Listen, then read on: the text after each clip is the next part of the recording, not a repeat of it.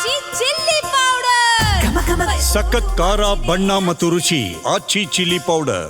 Okay, Raghu actually gift ಅಂತ ಬಂದಾಗ ಆ ಒಂದು ಕಾನ್ಸೆಪ್ಟ್ ನಿಜಕ್ಕೂ ಅಲ್ಲಿದ್ದಂತಹ ಎಲ್ಲರನ್ನ ಜೊತೆಗೆ ನೋಡುಗರನ್ನು ಕೂಡ ಒಂದ್ ರೀತಿ ಎಮೋಷನಲ್ ಆಗಿ ಮಾಡ್ತು. ಸೊ ಯಾರು ಯಾರಿಗೆ ಕೊಟ್ಟಿದ್ದಂತಹ ಗಿಫ್ಟ್ ನಿಮಗೆ ಇಷ್ಟ ಆಯ್ತು ಅಂದ್ರೆ ಅವರ ಒಂದು ಬಾಂಡಿಂಗ್ ಬಗ್ಗೆ ಹೇಳೋದಾದ್ರೆ?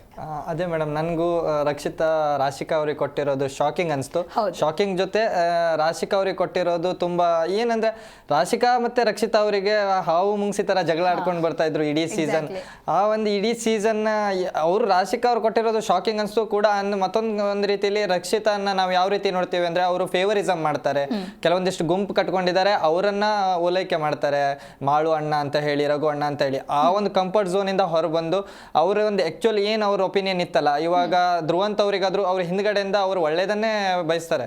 ಧ್ರುವಂತ್ ಅವ್ರ ಜೊತೆ ಎಷ್ಟೇ ಕೆಟ್ಟದಾಗಿದ್ರು ಧ್ರುವಂತ್ ಅವರು ಹೋದ್ರೆ ನಾನು ಫೀಲ್ ಮಾಡ್ಕೊಂತೀನಿ ಅನ್ನೋ ಮಾತುಗಳನ್ನ, ಇವೆಲ್ಲ ಒಂದು ಒಳ್ಳೆ ಗುಣ ರಕ್ಷಿತಾ ಅವರಲ್ಲಿ ಇದೆ. ಆದ್ರೆ ಅವರು ಮುಂದೆ ಎಕ್ಸ್ಪ್ರೆಸ್ ಮಾಡ್ಕೊಳ್ತಾ ಇರ್ಲಿಲ್ಲ.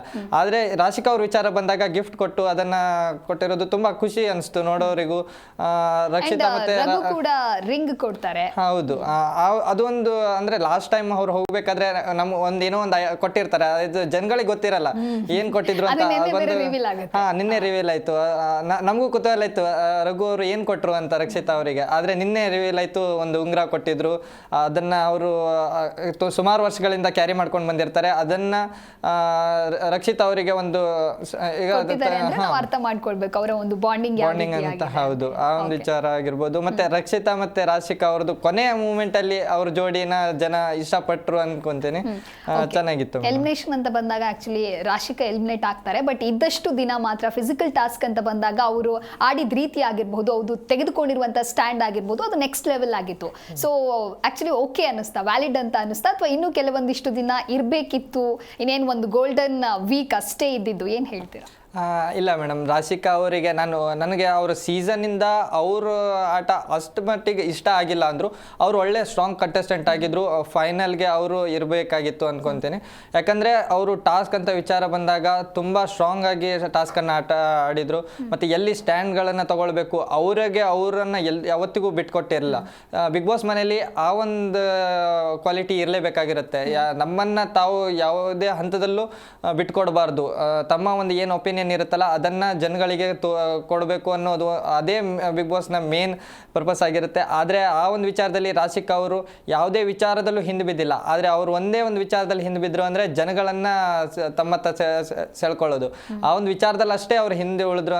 ಇನ್ನು ಮಿಕ್ಕಿದ ಬಿಗ್ ಬಾಸ್ ಮನೆನ ಕಂಪ್ಲೀಟ್ ಒಂದು ಏನು ಕಂಟೆಸ್ಟೆಂಟ್ಗಳಿಗೆ ಏನ್ ಕೊಡಬೇಕಿತ್ತಲ್ಲ ಎಲ್ಲ ಎಫರ್ಟ್ ಅನ್ನು ಅವ್ರು ಹಾಕಿದ್ದಾರೆ.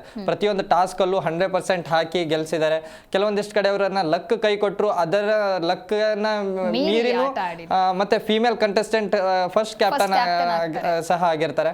ರಾಶಿಕಾ ಅವರು ಓವರ್ ಆಲ್ ದಿಸ್ ಸೀಸನ್ ಚೆನ್ನಾಗಿ ಆಟ ಆಡಿದ್ದಾರೆ. ಅವರು ಯಾವುದೇ ಅವರು ಫಿನಾಲಲ್ಲಿ ಇರಬೇಕಿತ್ತು ಅನ್ಕೊಂತೀನಿ. ಒಂದು ಟಾಪ್ 6 ಅಲ್ಲಿ ಅವ್ರು ಇದ್ದಿದ್ರೆ ಚೆನ್ನಾಗಿರ್ತಿತ್ತು. ಯಾಕಂದ್ರೆ ಇಷ್ಟು ವಾರ ಅವರು ಒಂದು ಟಾಸ್ಕ್ ಆಡಿ ಬಂದಿರೋದು ಮಿಸ್ ಆಗಿತ್ತು. ಈ ಒಂದು ಹಂತದಲ್ಲೂ ಅವರು ಚೆನ್ನಾಗಿ ಇರೋ ಒಂದು ಆಟನೇ ಕೊಟ್ಟಿದ್ರು. ಲಾಸ್ಟ್ ವೀಕಲ್ಲೂ ಅವರು ಚೆನ್ನಾಗಿರೋ ಒಪಿನಿಯನ್ ಅನ್ನೇ ಕೊಟ್ಟು ಸ್ಟ್ರಾಂಗ್ ಆಗಿರೋ ಸ್ಟ್ಯಾಂಡ್ ಅನ್ನು ತಗೊಳ್ತಾ ಇದ್ರು. ಚೆನ್ನಾಗಿತ್ತು ಮೇಡಮ್ ಅವ್ರದ್ದು. ಅವರು ಈ ವೀಕ್ ಹೋಗಿರೋದು ಎಲ್ಲೋ ಒಂದು ಕಡೆ ಅನ್ಫೇರ್ ರೀತಿ ಅನಿಸ್ತು. ಆ ಒಂದು ಕಂಟೆಸ್ಟೆಂಟ್ಗೆ ಸ್ಟ್ರಾಂಗ್ ಇರೋ ಕಂಟೆಸ್ಟೆಂಟ್ ಹೋದ್ರೆ ಒಂದು ಸ್ವಲ್ಪ ಅನ್ಫೇರ್ ರೀತಿ ಅನಿಸ್ತು.